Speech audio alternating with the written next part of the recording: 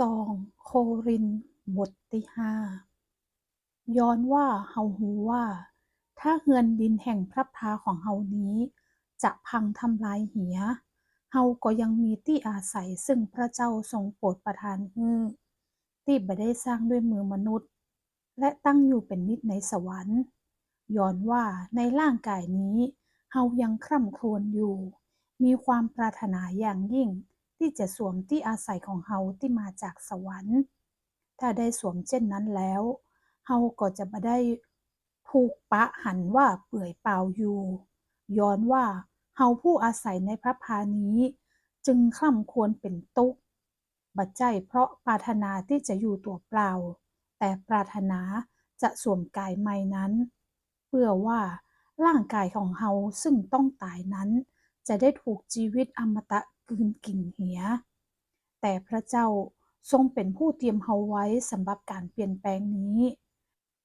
และพระองค์ได้ทรงโปรดประทานพระวิญญาณเป็นมัดจำไว้กับเฮา เหตุจะอั้นเฮามั่นใจอยู่เสมอ รู้อยู่แล้วว่า ขณะที่เฮาอยู่ในร่างกายนี้ เฮาอยู่ปราศจากองค์พระผู้เป็นเจ้า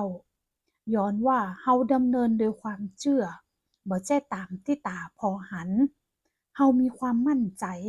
และเฮาปรารถนาจะอยู่กับองค์พระผู้เป็นเจ้า นักกว่าอยู่ในร่างกายนี้ เหตุจะอั้นเฮาตั้งเป้าของเฮาว่า จะอยู่ในกายนี้ก็ดี หรือบ่อยู่ก็ดี เฮาก็จะเป็นที่พอพระทัยของพระองค์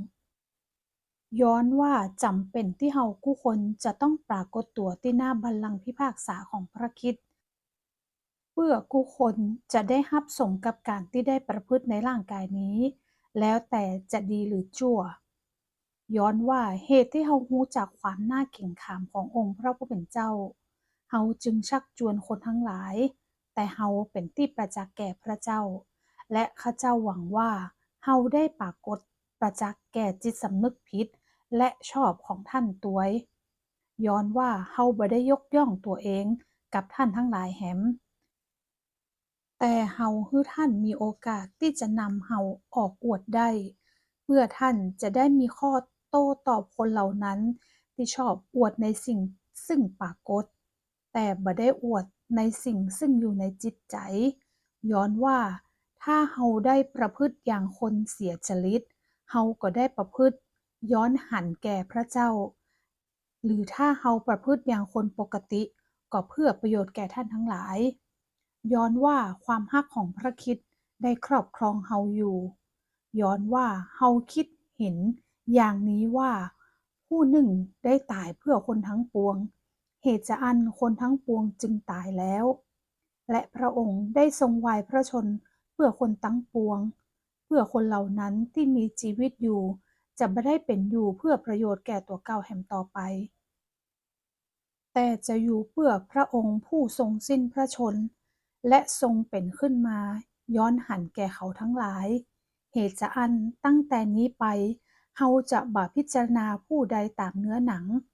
แม้ว่าแต่ก่อนเฮาเคยพิจารณาพระคริสต์ตามเนื้อหนังก็จริง แต่บัดเดี๋ยวนี้เฮาจะบ่พิจารณาพระองค์เช่นนั้นแหม เหตุจะอันถ้าผู้ใดอยู่ในพระคริสต์ผู้นั้นก็เป็นคนที่ถูกสร้างขึ้นใหม่แล้ว สิ่งเก่าๆก็ล่วงไป พอเตอะสิ่งสารพัดกลายเป็นสิ่งใหม่ทั้งนั้น ทั้งสิ้นนี้เกิดมาจากพระเจ้า ผู้ทรงให้เฮาคืนดีกับพระองค์ทางพระเยซูคริสต์และทรงโปรดประทานให้เฮารับใจในเรื่องการคืนดีกัน คือพระเจ้าผู้สถิตในองค์พระคริสต์ทรงให้โลกนี้คืนดีกับพระองค์เองบ่ได้ทรงถือโทษในการละเมิดของเขา และทรงมอบพระวจนะแห่งการคืนดีกันนั้นไว้กับเฮา จะอันเฮาจึงเป็นราชทูตของพระคริสต์โดยที่พระเจ้าทรงขอร้องท่านทั้งหลายตังเฮา เฮาผู้แทนของพระคริสต์จึงขอร้องท่านให้คืนดีกับพระเจ้า ย้อนว่า